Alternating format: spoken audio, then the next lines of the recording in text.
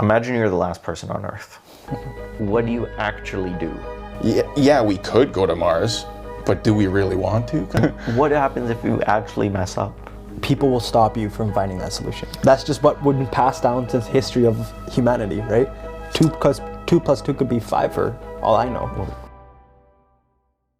Ladies and gentlemen, welcome back to the Two Fries Podcast, aka the #1 podcast in Winnipeg, where we document the rise, start, and Winnipeg's talent and personalities. A lot of you guys are not subscribed, but that's okay because you can change that fact by hitting that red subscribe button in the bottom corner. It gives us a reason to continue doing the show, and it helps us, you and I, put the city on the map. Today, it's a boys only. I know we love doing these, and I hope you guys enjoyed as well. And the question I'm going to propose to you is, what would you do if you were the only person left on Earth? We talk about the hypothetical situation, what it takes to be the only person. What would you do? How far would you go? How would you survive? We then get into a little bit of pop culture about Mike Tyson and Ryan Garcia, and we ended off on what it takes to be successful. If you enjoy this episode or you get any piece of value or entertainment from this, please, again, hit that subscribe button, and we'll see you next week. I was thinking about this the other day, like how old companies actually are. Yeah. Because I was watching a Elon Musk podcast, and it was like him talking about in 100 years, the first Martians will be able to make their things. And I was like, bro, you're not going to be here.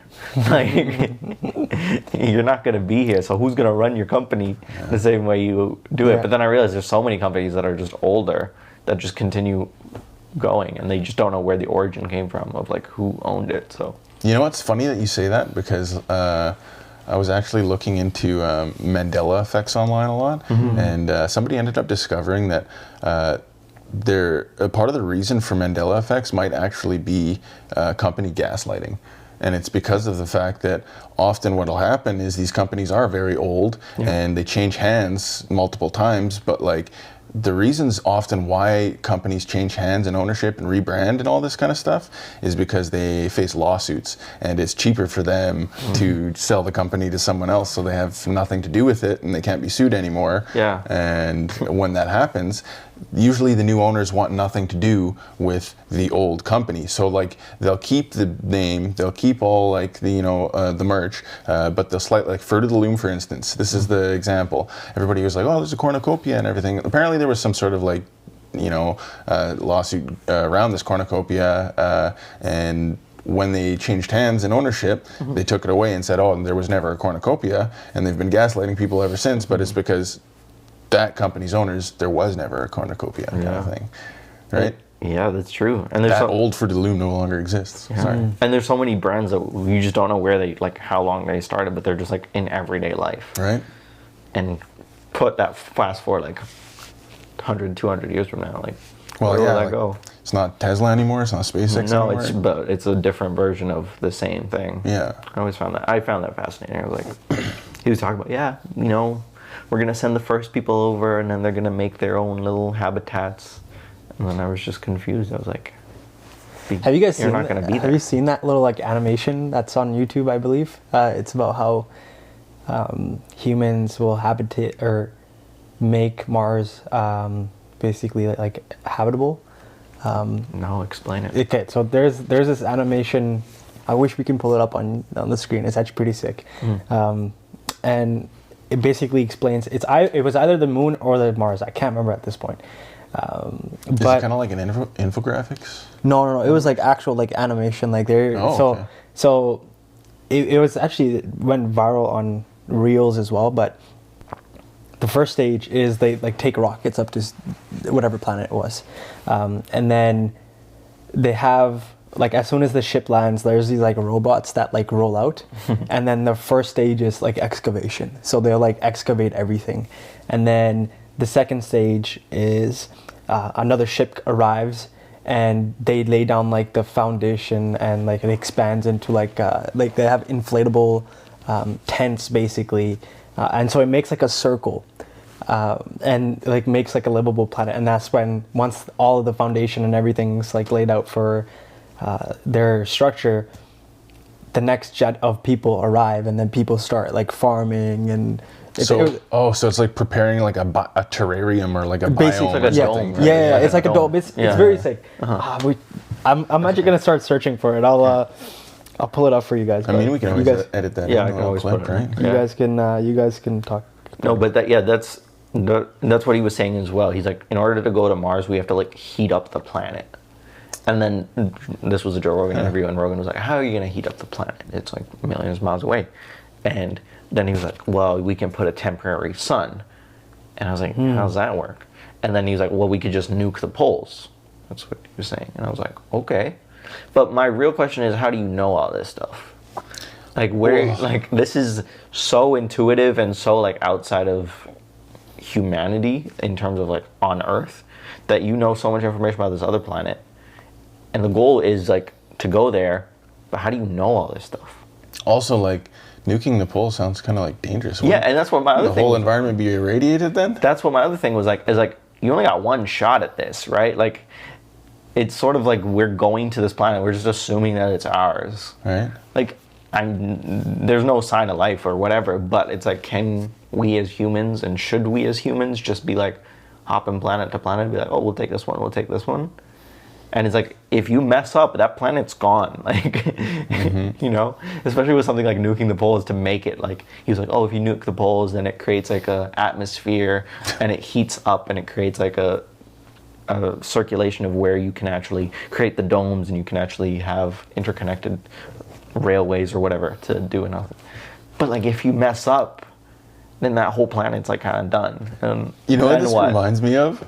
It reminds me of like sci-fi movies when you're like watching and like, you know, it's like a sci-fi movie about aliens, and the good aliens are the ones that come to the planet and, you know, help whatever's on the planet, and they're like, oh yeah, you can do this and you can learn and you can grow things, and then there's the bad aliens that come and they just pillage and like destroy everything, and I think we're the bad aliens in that scenario.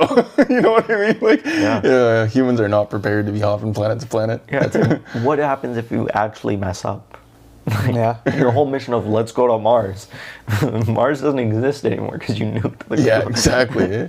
Well, that planet. It's like, it doesn't have to always end happy, you know? Like, it's not a movie where it's like, oh, they're gonna save it just in time. Like, it's true. If you do one miscalculation, that whole planet's gone. Do you guys think we can eventually make Mars habitable? We? Like, not, I mean, I would love to make Mars, but like eventually the human race. I think we'll go. Yeah. I think we'll go. Or like, do you think there are people right now that are in the works of finding solutions to make it habitable? Yeah, 100%. I think, I'll put it to you guys this way. I think that Elon Musk is very ambitious, and he knows how to generate money in order to reach a certain ultimate goal. But I don't think his ultimate goal is actually inhabiting Mars. I think that that's just a means to an end, because if you look at like how technology's progressed over the last 100 years and how fast everything has accelerated, think about where we'll be 100 years from now. I think that 100 years from now, we won't have the same ideas about inhabiting Mars. We'll have closer of a means of travel to actually like get from place to place faster, and maybe like we'll wise up a little bit and say, okay, actually maybe that's not the greatest plan for us. Maybe there is actually a better plan for us in a sense, right? Or a better solution. I think by that time, he'll also have done all these things in order to collect enough data to come to that solution. He's like helping us along to try and understand that, like, you know, yeah, we could go to Mars, but do we really want to, kind of thing, you know? Like, is there a better option, right? Yeah. The reason I think we will go to Mars is because we talked about this before on previous Boys Only, but like, whatever the humans put our minds to, we can do. In terms of, it's true. Elon's got his company, and hundreds, thousands of people work at this company, and their sole mission is headed in that direction. Of, okay, let's find ways to either get rovers to Mars, get supplies to Mars, see what Mars is like. And if that's the goal that a large amount of people are working towards, you're going to find a solution to that. Versus if we just change completely to figure out something different, I'm sure we could figure it out over a long period of time. So I do think we'll eventually get there, yeah. Because there's so many minds working towards that one goal. But at what point does, like, the real mission behind Mars is to make, like, find another planet that humans could go if Earth fails, right? That was, I don't know if that was the primary goal. Yeah. But, like, there's I believe it happened this year where, I can't remember the name that they called the Earth Overshoot Day. And what that means was it's the day that humans attain or use all of Earth's resources compared to the amount that it can replenish itself. In biology, you call that carrying capacity. Yeah. Yeah. So we reached that point this year where the Earth can no longer support the demand that humans put on it, right? And so that's why there's, like, for example, for Canada, there's a goal for net zero carbon emissions by 2050. And I believe all of the world is moving towards a sustainable Earth and to make it more livable. But my question is, at what point do we stop looking at going to Mars and looking at solution to fix Earth itself? That's what I'm saying. So if we got a lot of people, like, and I mean a lot of people, to focus on that mission, then it would get done. Yeah, exactly. Then it would get done. Well, and you know what? I gotta say, I think a part of that is also stopping with all the, I guess, pressure and fear mongering. And I understand the awareness is key to that. But, like, I would argue that the measurable supply that we have on Earth was used, or we used more than what we could measure. But, like, realistically, there's so much of this planet that's undiscovered. I'm sure there's so much more resource, right? And when it comes to, like, other solutions for the environment, I think it's more that, like you guys said, people need to put their minds collectively into it rather than running in circles and worrying and running with our chickens with their heads cut off, telling everybody, oh, you got to be worried, you got to be worried. We don't necessarily have to be worried, but we do have to be aware and conscious of what's around us and how we're affecting the planet. You know what I mean? Yeah, I think if it really came down to it, we'd figure it out. Oh yeah. Like, I would hope to have enough faith in the human race that if it really came down to it and survival, quote unquote, we as a race would figure it out. Yeah, would everyone make it through? Probably not. If there's one thing humans are, it's resourceful. Yeah. But would they do it enough to make sure the human race continues? Yeah, sure. Would I be part of that? Maybe, maybe not. Would I actually, but as a race, as a unit, if we are one as people, I'm sure we'd figure it out. I'd like to have faith that we would figure it out. I think so. See, like, I would love, like, I do have faith in humanity, right? But there's also the side where people have their own social and personal endeavors that they want to achieve. Yeah. And so a lot of politics will play a role in what the human race can do. Yeah.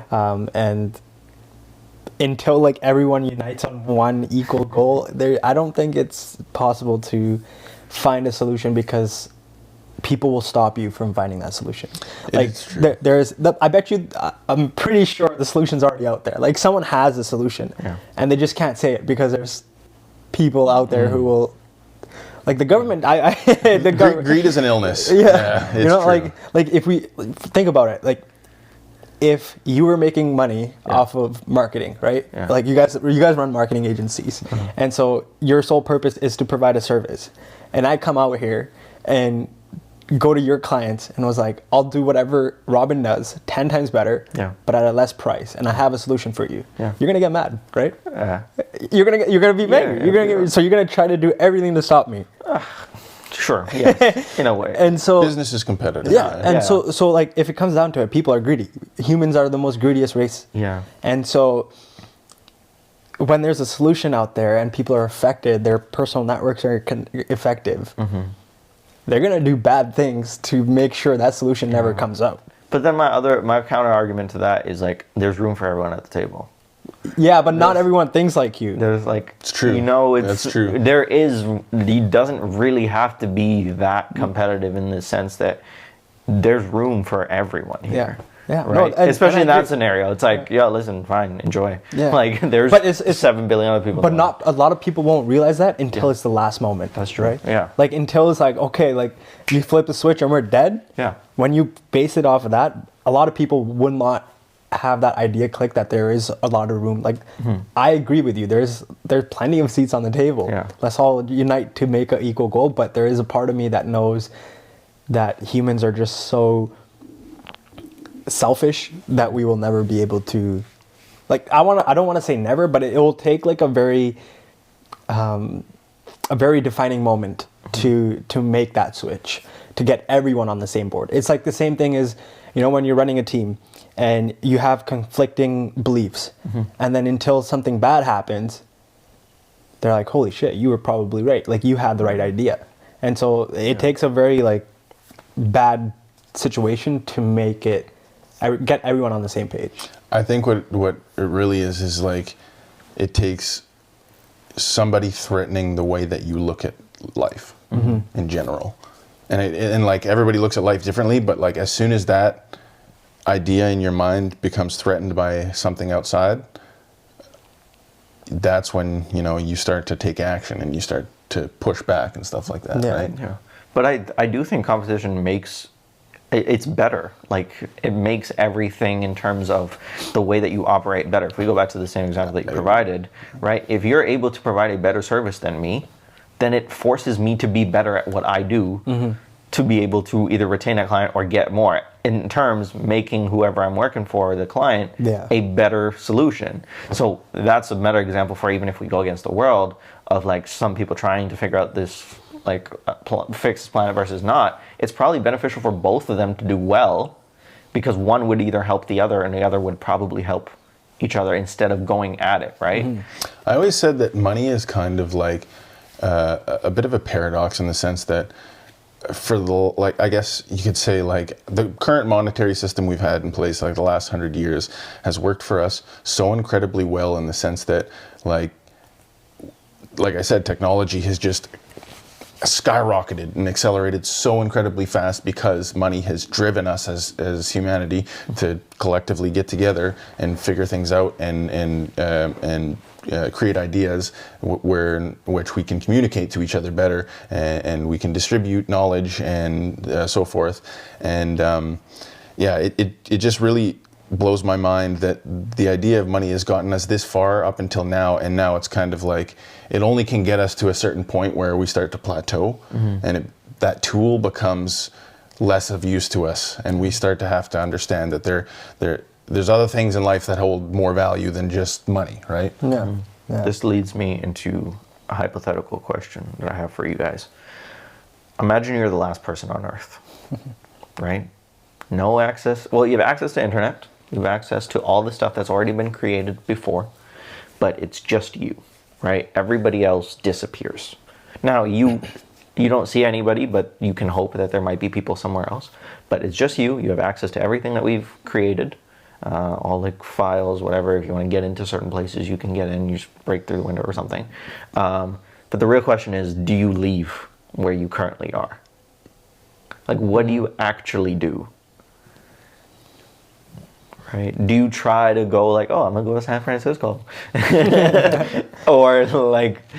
Have you guys ever seen that TikTok account of that person who claims to have like fallen into a different reality, and they like basically like, I don't know how they do this. It's so well done, but it's got to be some sort of editing camera. I don't know how they do it, but they get into like. They've been into like the Vatican and like basically the craziest places that nobody can get to, and wherever they go, the streets empty, the convenience stores empty, like these places that they're getting into empty. It's like ghost town, and I don't know or understand how. There's some people are saying it's like a Google Maps kind of trick or something, Google View trick or something like that, but like it's so seamless if it is, and so well edited if it is, because like it's just a, phone video from a first person view, and he's just walking along doing his thing and talking to the camera going like, oh yeah, answering questions and stuff like it's really, really weird. But like, that's probably what I'd explore the world. Yeah. I would try and figure out all the questions that I had, I'd try to figure out. But like, how far and where would you go? Like, you're here now and we just disappear. Like, it would be tough. I don't know how to fly a plane or right. Take so you could take cars. Across, you could take cars, but you have access to the internet, so you technically could learn how to fly a plane over the internet. It's true. If they have like tutorials or something. I think landing a plane is probably a little harder than flying. Flying, that's true. That's true. That's true. You can get up. I don't know if we're getting down. I Hit the water. Aim for the bushes. So theoretically, you could spend a year Actually, learning. yeah, you could like parachute. Yeah, that's You true. jump out of the plane. Like, Yeah, There's lots of planes. it's just you. Yeah. yeah, that's what's right. As soon as you know you're over Dubai, all right, say less. But how do you know what That's to a do? good question, and there's either a Netflix show or a show in general. I don't know which platform it is on anymore, but it's called Last Man on Earth. Okay. I don't know if Oh, I you've love that. It was super Yeah, good. it was really. It's like the exact same thing. Like Okay. in an instant, everyone's wiped out, Gotcha. and his whole mission was to like go find other people. Ah. And so he does like whatever he like goes into a grocery store and like whatever your intrusive thoughts are when you walk into a grocery store, he does them because there's no one around. Yeah. And so for me personally, I would, if I was the last person on Earth, I think I would document everything, just so like if someone found it, Yeah. they could, like for example, the next generation starts and like someone digs up an archaeological camera and somehow they find the memory card and they restore it, and all they see is like, oh, this is day one. Like, you know how researchers do this? They like place a camera at the corner Yeah. and they go, oh, this is day one, like no side effects, like whatever. I would do that. How long till you go crazy? Right. Like, I think like a week or two. yeah, and then you're done. Like you just Then it's you're off. I think then at that I think point, it'd take a few months. No, honestly. no. Like think about it. When you get into solitary confinement, right? You're not confined though. You have the entire world to yourself. Right, Right. So but like but no one there. No to- one there. To it is enjoy very like- solitary. Yeah. no one there to talk to, because human species is based off of communication. Like that's Yeah. one, we do need that to survive. It's funny because in that show too, he ends up drawing faces on fruit and stuff. Exactly. Starts talking to Like them. he puts couches on, like he gets into a neighborhood, right? He finds his dream home. He puts couches on the street and he has like a watermelon with a face on it. He has like A volleyball. a volleyball, and he has like certain names, and then eventually he finds like a group of people that ended up surviving whatever hit the earth or whatever. But yeah, like you get lonely. Like I feel like at one point you like would crave that. Definitely. You crave that connection, and so that would be the ultimate reason why you would no longer want to be live. Side note, if you guys haven't looked into the premise of that show, and like how that all starts and how he ends up being the last person on Earth, take a look into that. It's interesting. Okay. Yeah, it's a little weird. But yeah, it's a great show, and Yeah, good it's a great question was because I think I would document everything. Like I would, I would go fly a plane, like see what happens. Yeah. my brain then goes into logistics, like where do you find these planes? How do you go to the airport? Like, is there a key? Like, where do you find the key to the plane? How do you get into the plane to actually Hotwire, open? bro. Yeah, but then you gotta learn how to hotwire, so you probably gotta watch YouTube. Like, you have access to the internet. you have access to everything. manuals or whatever you need. Like I would go to like the government document, like government buildings, and see what like. But you don't know how long that would take you to find that specific document Yeah. on how to like logistically, and also you think about like power to places, like people run like mills and all that stuff, and like Yeah. probably within, I would say, a week everything's kind of food's gonna go bad real quick. Right.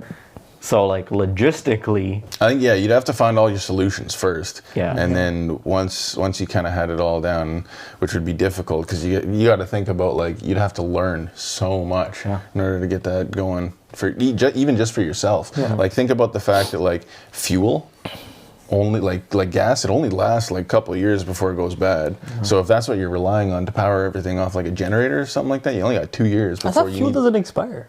Oh yeah, no, gas goes bad. Does it? Oh yeah.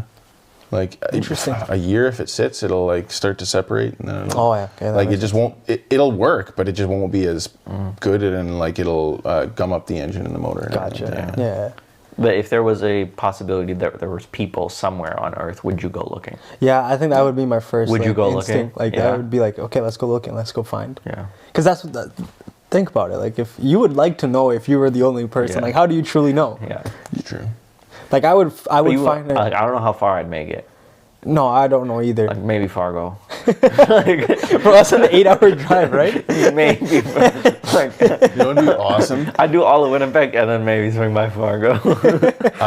I would jump on a cargo ship and I would just be like, I'll But see then how far I can take That's this even thing. worse. Right I would not straight do into the that. That's land. even worse. 'Cause I don't know how to stop this thing. I'm just going. That's even worse. No thanks. I would not touch an ocean. I wouldn't leave North You know what? America. That's true. Oceans are scary, man. I would not touch an ocean. Yeah. Yeah. This guy was talking about going on a cruise yesterday. He was like, let's go on a cruise in the Arctic Circle. I was like, no, absolutely I not. think cruises are like, if I got a free cruise, I'd probably go on it. No, bro. But, like, I told him. One of my friends. president on the water, man. It's. You can find a cruise that takes you to Alaska for $130 for 7 days. Yeah, why do you think it's $130? Because it's like cheap, like bro. Because it's in the middle of the Arctic Circle. That's why. No, but it's like a good, like known well company of like Okay. like cruises. Yeah. And so they take you through like the glaciers, and it's pretty sick. Like, No, we should do it. I'll We should pass. do it. We should do it. But you seen? Oh, this is. Seen you seen those- Titanic? Yes. No, not Did you Titanic. guys know that happened like by Greenland? Like That's what I'm saying. The or by Arctic Newfoundland Circle. or The Newfoundland? Arctic Circle. That's what I'm saying. It was like right by Newfoundland or something like that, like off the coast of Canada. Oh, sorry, off the coast of No, Canada. you're good. I didn't know that. Yeah, I knew it was in the Arctic re- Circle somewhere. No, it was like really close to Canada. Wow. Yeah, I had no idea. Like they weren't far at all. So that's how the people survived. They fled to Canada. Damn. But yeah, no, like think about it. Like taking a cargo ship. This reminds me of the TikToks. Have you seen those? Like when the cargo ships they go into this certain sea, and then they have to protect their ships from pirates. Oh yeah. Like- They put up all that defense and Defense, like yeah, all yeah. the barbed wire on the like stairs and everything. Like Yeah. the whole ship's like empty. And then that Yeah, like it's deep crazy. voice sound comes over. It's a whoa. Yeah, I know what you're talking about. Yeah. Is that sound? And then they talk about like working on like cruise ships, or not cruise ships, like cargo ships, and like the most scariest places to work are on the sea, like Yeah, oil we rigs don't- and all that. yeah, I don't wanna do that. And the talk that song comes out is like, whoa, What is it? oh, Exactly that. It's him on a screen. Boys, thieves, and beggars, something like that. yeah, that one. Yeah, Thieves and beggars. that's one thing I wouldn't do. Oh, It's a scary, like it's a good song. Okay. Anyway, how do we get into this? I'll pass. The ocean, I will pass. You know what's funny? We just actually like unintentionally referred to two Tom Hanks movies, Captain Phillips, and what's the other one where he's on the island with the volleyball friend? You know what I'm talking about? No. Tom Hanks is stranded on an island and he ends up drawing a face on a volleyball and he like talks to it and goes crazy. Yeah. But yeah, that's But where, that's what that's would where that happen. idea Like is. you would I'd go crazy. Yeah. You would go crazy. Like not like you would just lack communication with. You would crave that. That's what you would Yeah. look for. Like your natural instinct would be to look for other survivors. But then that's why I say like you have access to the internet, so like you could just watch fake people like yeah, like theoretically. nowadays, like I would go on TikTok and be like, "Hey, yo, if you're alive, like hit me up, slide in the DMs." Like think about it. If you have access to the internet, your first like our society now is all on social media. That's true. I would be blowing up my Instagram stories and be like, "Yo, slide in, like let's link." Like, and if you know, like for example, if I just like DM you, I'd be like, "Yo, are you alive? Like, You good? you good?" Question mark. You also got to think though, But, like, okay, but- there's servers that are ran for that too. You know what I mean? So Yeah. like, But then even if you want to go interaction based, like you could just talk to like AI. Yeah. It wouldn't be the same, but you could still talk to someone. crazy that we're at that point now. I ran into someone. I was like, "Hey, what'd you do over the weekend?" And I couldn't tell if they were just messing with me or they're actually being serious. It did seem like they were being serious. They're like, "Yeah, I just talked to ChatGPT for the weekend." I was like, "Will you be real?" And they go, "Yeah, like I was just on there for like 3 hours just talking to him." I was like, "About what?" Yeah. Just life. What? And so I couldn't tell if they were actually messing with me or if they were being serious. That's actually, yeah, we're. But I was like, "Oh, so you did nothing else to do over the weekend?" "No, just talking." And I was like, "Did you get bored?" "No, we had a good conversation." yeah. And I was like, "Okay, well." We are at the point in our society where AI is a thing. I mean, I've even heard like people are opting to like AI companions. Yeah. That's what I'm saying. Yeah. So it's like, then that human interaction side is like, you don't have to really work because, you know. Well, that's it's the only thing, You, we're- so it's like, what would you do? We are kind of in a weird place though, where we're questioning this too. This kind of is a good segue in the sense that like we're questioning how essential human interaction really is, like human to human interaction really is to people, and like how it affects our mental health, how it affects our physical health, all that kind of stuff. And like, I think that AI is a substitute, but it can't. It's a replica at the end of the day. It can't do the same thing. You know what I mean? It's like buying like you can buy a real Rolex and you can resell it for the same price, or you can buy a fake Rolex and it looks like a Rolex, but you can't sell it for the same price, kind of thing. You know what I mean? Like, that doesn't hold that same value. AI is the fake, right? At the end of the day. So like, no matter how much we tweak it and how, you know, advanced it becomes, I think at the end of the day, eventually we're gonna go, yeah, okay, like, human interaction is something that can't be supplemented. And also that probably has to do with like biology and chemistry and stuff like that. Yeah, I think it comes down to emotional connection. And like exchange of, you know. Yeah, because that's what AI lacks. That's the only thing that AI lacks. Everything else, AI is basically comparable to what humans is. It's just they lack their own thoughts. And they lack, well, nowadays it's actually getting crazy because you can allow them to have their own thoughts, but as soon as you do that, then you're in a different ballpark. Well, I saw a video of they were testing a Google AI. They put in like an iRobot kind of style body, and they were like giving it tasks and talking to it, and the way it responded was even quite human-like by, you know, putting like pauses and ums in the right places, and then it would ask it a question while telling it to do a task. It would like put garbage in front of it and then a basket, and it was like, now, you know, tell me this, and while cleaning up the trash, and it was doing that, and then it like just, you know, placed it over to him while talking. It was like very natural, which was it was a little bit eerie. I won't lie, but because well, we've all seen iRobot. That's a good point, that you can just substitute human connection for AI when you're the only person on Earth. You could. Would it be great? I don't know, but it would probably keep you at bay for a while. Yeah, I think so. It'd give you like a boost. How long though? Like, how long are we thinking? Right? How long? Yeah. How long? I'd probably make it 6 months, to be honest. That's a bold statement. I don't know. I'd make it 6 months. I mean, knowing me, And I'd be like, okay, peace, I'm good. I'd get mad at it and take a baseball bat to it after it talk back to me or something like that. Who do you think you are, robot? I'm the human. To the AI? Yeah, I was thinking about me, myself. No, like, I got 6 months. If you're like literally typing into your computer, that's how you're connecting with AI? Or is there like a physical robot that's like next to you?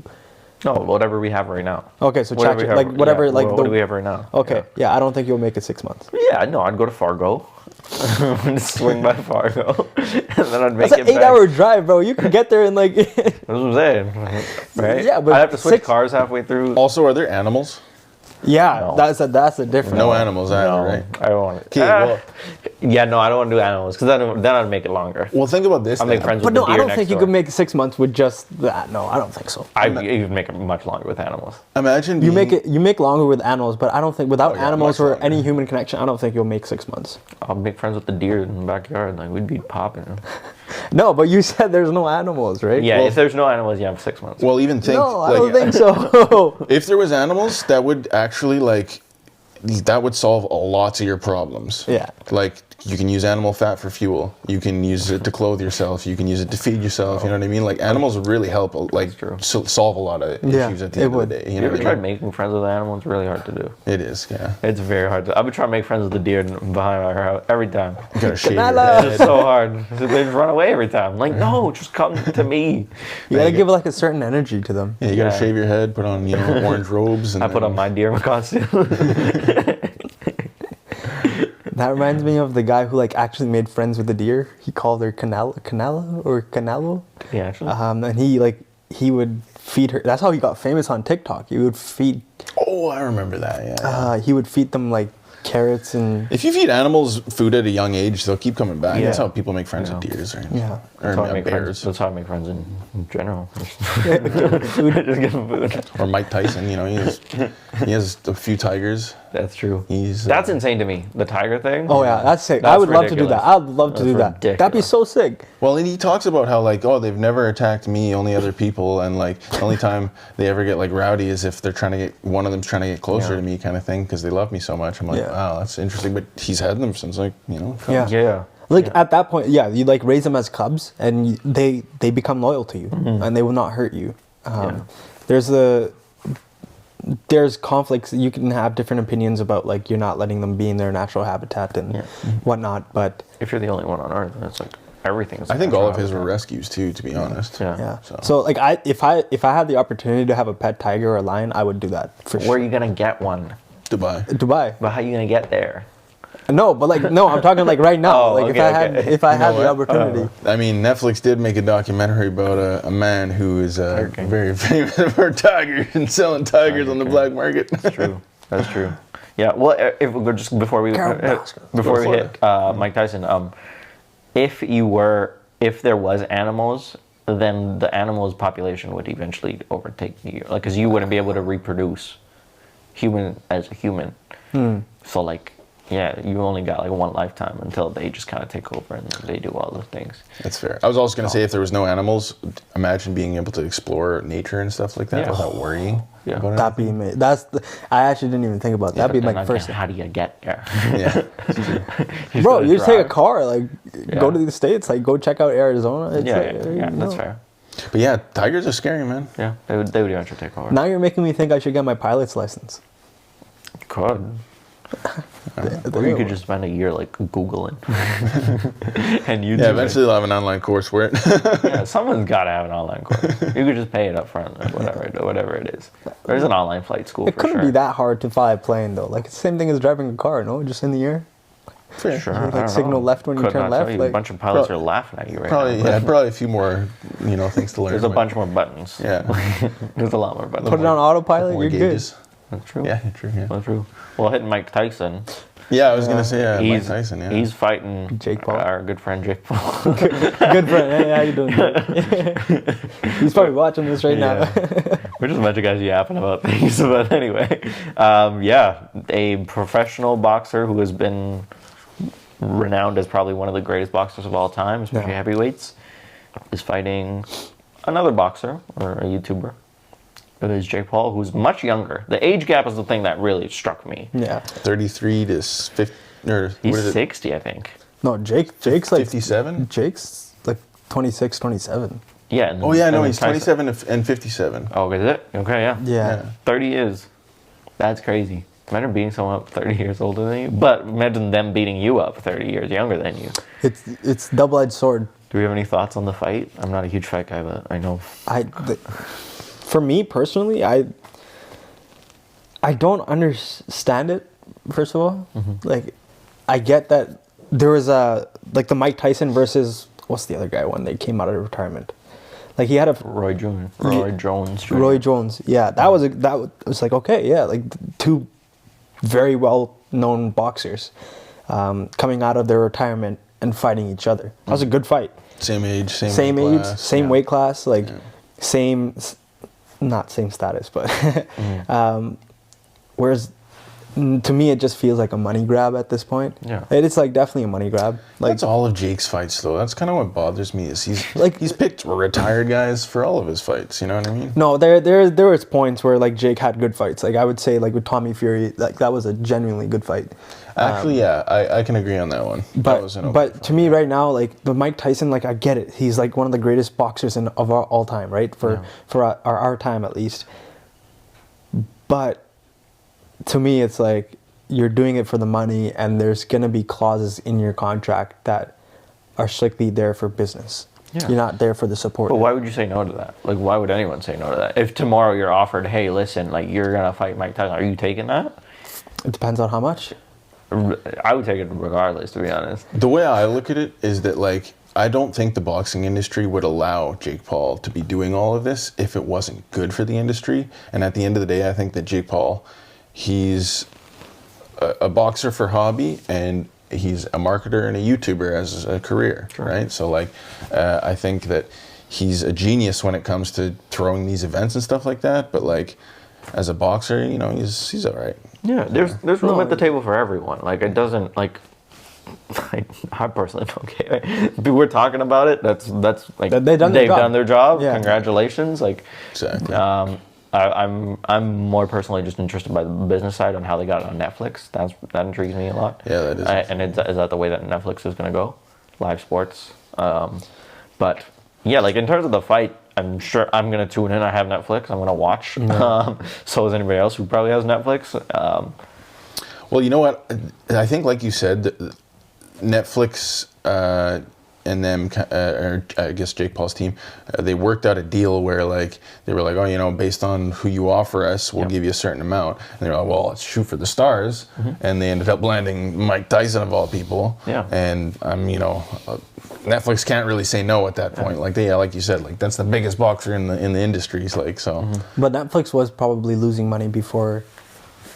Like It might be, yeah. I don't know what They, I think this was like a life jacket for them almost. Probably. Really? Maybe. Think so? Like Disney Plus probably stomped on a lot of their game. yeah. No, they definitely like. Yeah, because Disney Plus pulled a bunch of the shows from Netflix, Yeah. rightfully so, because Disney owns the shows. But Yeah. Like so, there's a. It's probably that's why Netflix probably did it on a business standpoint. It's like, okay, let me bring more eyes on. Yeah. Let me potentially for the month increase my revenue. yeah. But if you're offered that fight, are you taking it? If you yourself right now, someone knocks on the door, knock, knock, knock. Hey, listen, you get to fight on Netflix against Mike Tyson. Sure. Are you taking it? Yeah. Why not? Right? How long do I have to get ready? I mean, It's whenever the fight is. When's the fight? July, June, August, whenever. You have till then. Right? And it's you. Like, I would take it. I'd do it for free. I would quit life. I'd like quit everything in life to focus on that. I mean, I'd do it for free. Yeah. Like I wouldn't care. Like it's one, an opportunity. Two, like, you know, if you're about the social media world, exposure is insane. Yeah. So it's like, you know, anybody is saying, you can't be like, oh, like, this is dumb for him for taking the fight. That's a great, and plus you add money on top of that, like the amount of money that these guys are going to get paid. I don't know how much it is, but it's not going to be a small payday. A lot of people are going to tune in, and you're going to get a percentage of those sales or Netflix's revenue for that time. if there's one thing that these celebrity fights do, it's generate ridiculous amounts of revenue. Yeah, and it's so much fun too to like speculate these fun celebrity fights. Like, I'm not a huge boxer. Like, I know like the surface level of like, okay, who's kind of good, who's kind of not. But like when you put like fun celebrity matches against each other, like when the Musk and Zuckerberg fight was like in play, that was so entertaining for me. That would have been a good fight. I was like, that's just so much fun to like speculate who would win. It was supposed to be like UFC, yeah. That and was like insane. See two nerds beat the shit right? out of each other. Or 2 billionaires. No, 2 billionaires. Like, that's what I'm saying. Yeah. Imagine putting like just very famous people in the ring together to actually see who would like fight. It's just so much more entertaining. Did that ever go through? No, I never did. Imagine if society flipped the script on the monarchs and the oligarchs, and we're like, no, we're paying you to fight now. Yeah. We want to see you in the ring, not us. Yeah. You know what I mean? There's a bunch of kings and queens fucking boxing it out. That'd be a good fight though. Yeah. Musk versus. It would. Musk would have been. Or not Musk. Zuckerberg would destroy him, but or two politicians just battling. Yeah, it's like if that was the way we decided who ran our like province, was like, hey, go fight. Just so many people would tune in. So many people would. You vote on the 2 best, and they're like, okay, now run it up. Think about how poorly our country would be run though. People like massive dudes with just no brains are just in charge. They're just like, all right, unless you know. But how much entertaining would it be? Oh, it'd be so entertaining. Entertainment at the end of the day. That'd be like Trudeau fighting Joe Biden, bro. Like, oh my goodness. 2 different countries, but sure. But like, you know what I mean? Like, if you were to put that together, right? Like, Yeah. in a political standpoint, like, put countries next to each other. Like, Yeah. If everything was just decided over a fight, like Nah. if violence was the answer to everything. It definitely isn't. If you're watching this, it definitely isn't. Please. It's so much more Once entertaining. upon a time it was. So much more entertaining. Yeah. Right. It's like, hey, do you want to buy this orange? No, let's fight for it. Yeah. Like, Well, speaking of the fighting world, since we're already talking about it, are you guys excited for the Ryan Garcia versus Devin Haney fight? excited? Sure. Like, I know of it. It's a good, like, that's a good fight. I think it's going to be an interesting fight for sure. But also Ryan. That's what I was gonna ask. Yeah. Like, you know, I don't know much about the fight. I just know much more about like what's going on with Ryan and that world. Yeah. So I'll ask you: is it real? Is it fake? Is it Is it like? What is it? What's going on here? Well, like the Devin Haney fight and Ryan Garcia fight is real. Yes. I think it is set to be taking place this summer. Mm-hmm. Which is like it's a very good bout. Like it's going to be a really good fight. They're both very good at what they do. Devin Haney's like world champion, I believe, and so was Ryan Garcia. And so it's going to be a really good fight. Yeah. Equal weight classes, but what's happening with Ryan? That's a different story. He's pulling a Kanye moment, in my opinion. If you watch his recent social media, like, of course, he's very public about his mental health issues, and I think that's just one of the things that he's, I guess, drawing attention to with this recent social media rampage. See, now I don't know the person's situation. I honestly can't really say, but again, in the world of social media, we know how to get eyes. Yeah. And so that gets eyes. We're talking about it right now. Their job is done. Yeah. So it's like, that's why I ask, is it real, is it fake, what's going on? Well, because if it's real, then get some help. Like, it's like, you should be concerned about the man. But if it's just for the promotion of the fight, it's probably a very good marketing technique. A lot of people talking. They're also saying that Haney's team is also somehow hacked Ryan's Instagram and social media, and they're posting all of this for him, but that's just like a theory. I don't know if that's true or not, but like whatever. Like if it is real, I hope Ryan gets some help, because you wish the best for people. Yeah. You guys have heard like all the allegations and things he's been like talking about, right? Yeah. It's all pretty crazy. Again, I won't get into detail about it, but like the one thing that the one thing that I kind of have a problem with about this is, because I was listening to people, discuss this a little bit, and the allegations and claims that he's making are so bold, and they affect so many people that it's troublesome, because if they're true, we want to, we obviously want, people want to, band together to get to the bottom of everything, right? And try and figure it out and find a solution, right? But if it's not true and he's doing it for marketing, the fact that these kind of issues have been so prevalent, and there have been a lot of, people who've come out about their abuse and stuff like that, especially in those industries. One being actually Drake Bell, who recently got out of prison for his debacle, and now is coming out about how he was abused by somebody while he was on the set while working for Nickelodeon. Sure. But it's more that if he's lying, it takes away a lot of credibility, and a lot of people are going to question when the next person who is telling the truth comes out and says, "This is real, please help me." Yeah. Because if he's not telling the truth, then he's harming, not helping. Yeah. And that's right, and that's why I don't know, we're just a bunch of guys sitting in a room talking, but you can't really make a statement until you know the actual facts. It's true. So I don't know, I wish the best for people. He says, "Oh, I got all this proof." Don't run your mouth, then, man. Just come with receipts and do it the proper way. Don't go on live and spout to a bunch of people. Do it with some grace. Yeah.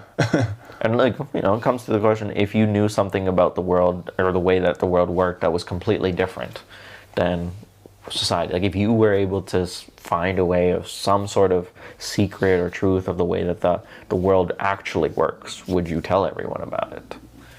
And would you risk your life or whatever is coming out? Would you want to be that person to voice that? And again, most people probably think you're stupid and dumb and on drugs, but if you truly believe that you're actually telling the truth, then how do you convince a large amount of people to be like, listen, what I'm saying is true? I've had this with arguments too. It's where I know I put it there. I know I put that cup there. No, you didn't. No, I actually put the cup there. Yeah. There was it was there, somebody moved it or whatever it is. This is a small scale argument, but you could scale it up.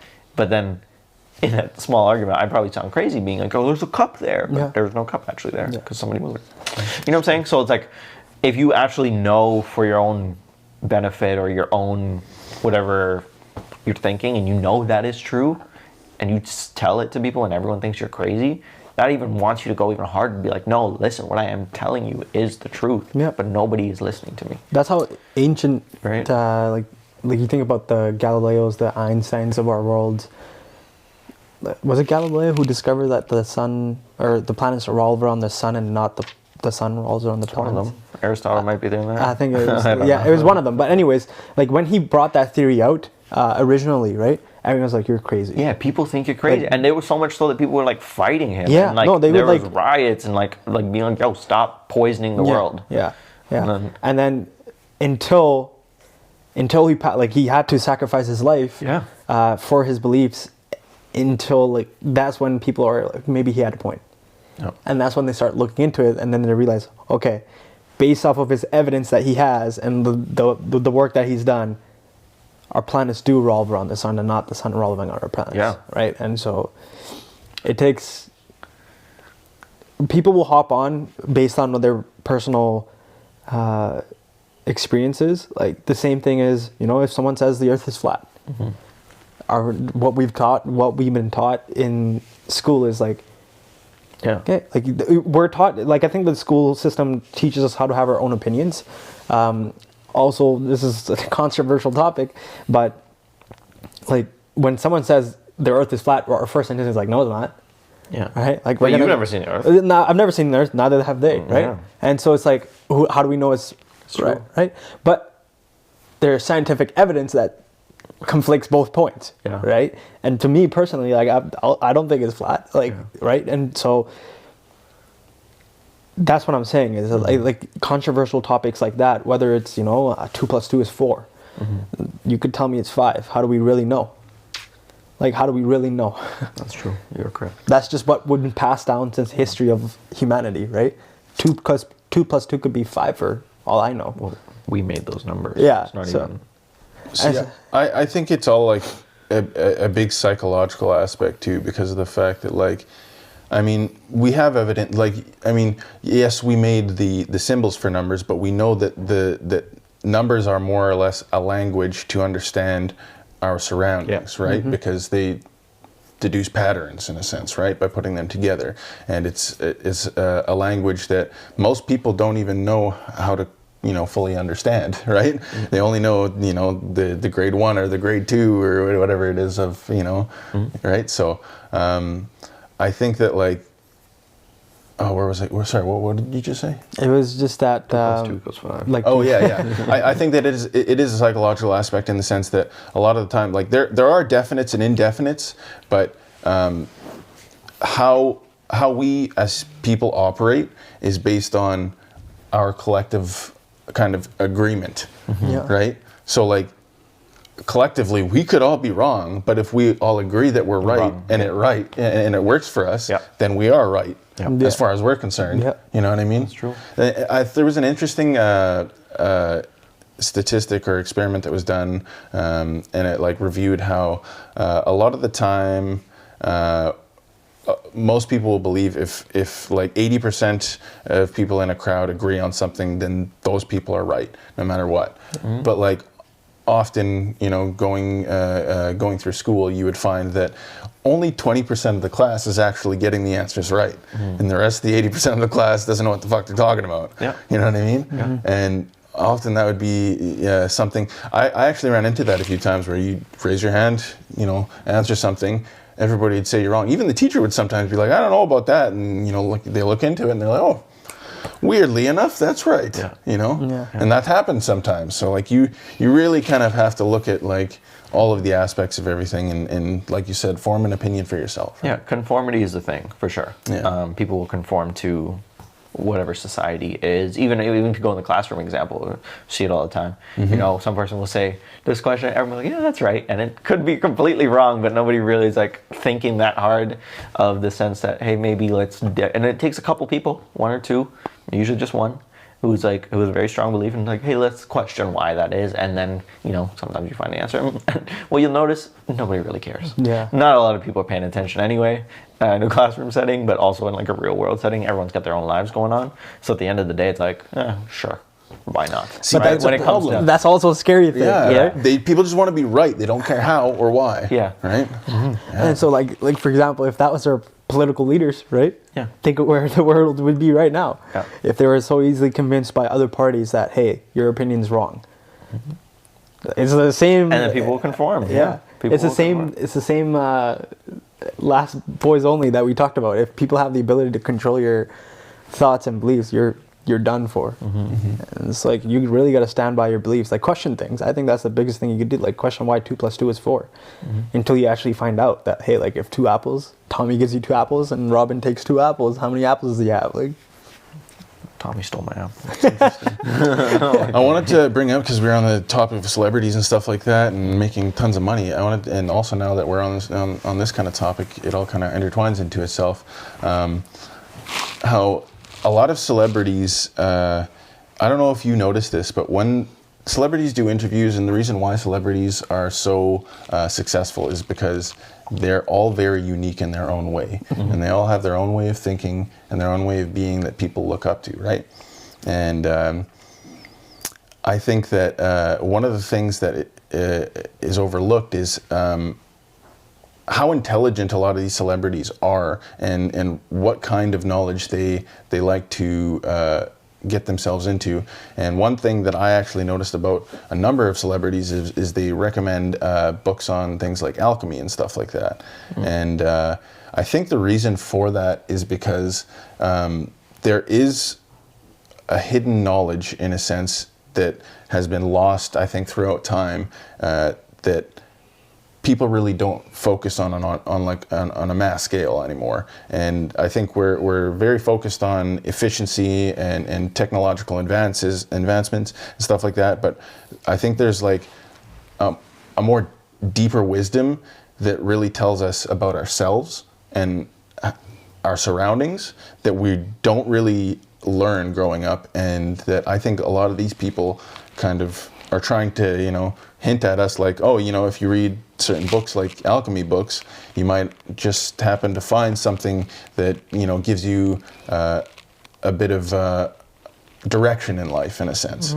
Because I think that's what a lot of people lack, is they're like, oh yeah, I know what to do in order to get to where I need to go, but I don't have a path.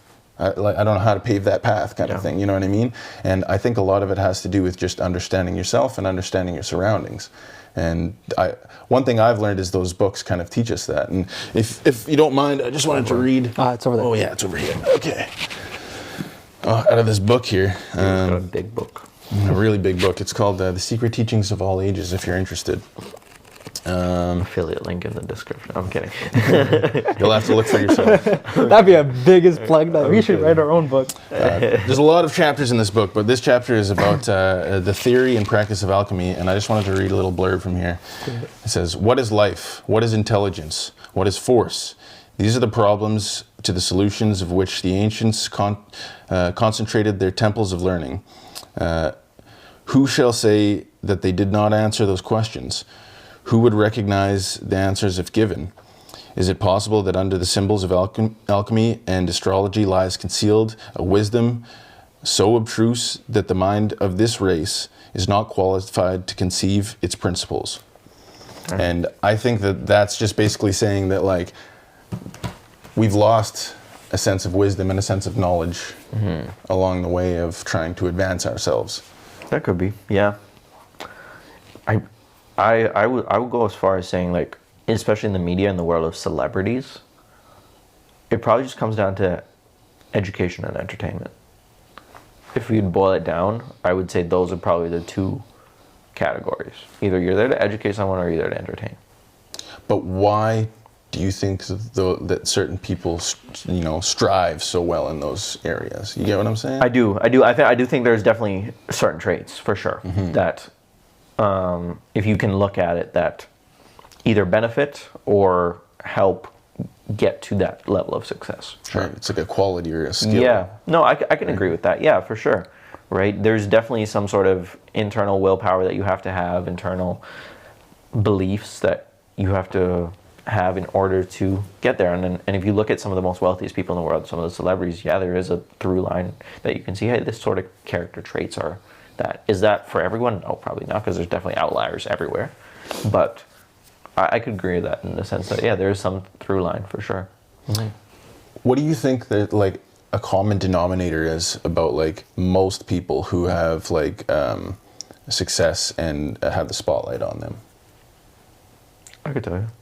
There's, personally, I think it's the ability to go against the grain, as one of our guests on our podcast would say. That's fair. It's the ability to hone in on your beliefs and stand there and look at people and say, look, I'm doing what I think is right. And even if that's for a period of time that you may believe is wrong, I'm going to go out and do what I think is right. And that's the biggest defining moment I think everyone that is somewhat successful has compared to the rest of the society. Because not everyone wants to start a business. And the people that want to start a business are going to endure some struggles in their lives, right? There's going to be moments where you constantly doubt yourself. But somehow you're standing there and saying, okay, I'm on the right path. Same thing with us. It gets very difficult to do the podcast. But for some reason, we're here and we do it every day. Or every Saturday, or at least we try to, right? And so that is the biggest belief that I think for anyone that's trying to be successful, trying to be better than what they were, is to hone in on your beliefs. Like, just believe whatever you're doing is right, and then even if it's not, you'll figure it out, and that's okay. Maybe that's what your purpose was, to figure out that what you're doing is not right. And so I think that's the biggest defining moment. I think Alex Hormozi has said it, like the 3 top characteristics of very successful business people, and I'm just probably rephrasing in the sense here, but it's the ability to work, the ability to have delayed gratifications, and a God complex of some sort.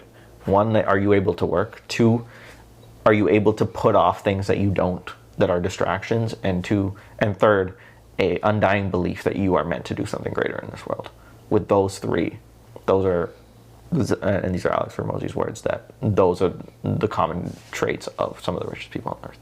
But I was listening to one of his episodes too, and one of the biggest, he said this too, most successful people, if you look at them, compare them all, some of them, majority of them are running away from a single fear. And he's like, the bigger your fear is, the more you're running away, the bigger your success is going to be. Mm-hmm. And for a lot of people is the belief that they're not going to be good enough if they don't achieve it. And that's the God complex of like, I'm meant to do bigger something. Like, he often compares his goals to death, right? He's like, I'm going to die. And so am I going to let my parents decide who, that's what if you look at Alex Hormozi, he left his home because he was afraid of his dad, and his parents were controlling who he would eventually marry or whatever. And so he mentions that he just like left. He told him he was going like on next city, and he left the state. And then he calls his dad because he was so afraid of his dad and his beliefs. But that ultimately allowed him to grow his first business to what it was, right? And so there's a fear that you have to have of, I don't want to be average or whatever the normal is, but I think there's a natural calling too. I think everyone has that. I don't think everybody does. I would agree with both of you, but if I had to interject, I would say the one quality that all hyper successful people have in common is charisma. It's the ability to not just be likable, but to navigate any situation. No, that's not true. I don't think so. I think you don't have to be likable to be successful. Well, that's what I'm saying. It's not just about being likable. It's about navigating situations. It's like, I agree. In business, a lot of the time, you're not necessarily liking the person you're sitting across from. And you don't have to like them, but you do have to find common ground, right? And you have to come to an agreement. And a lot of people, I think, overlook how big their pride is.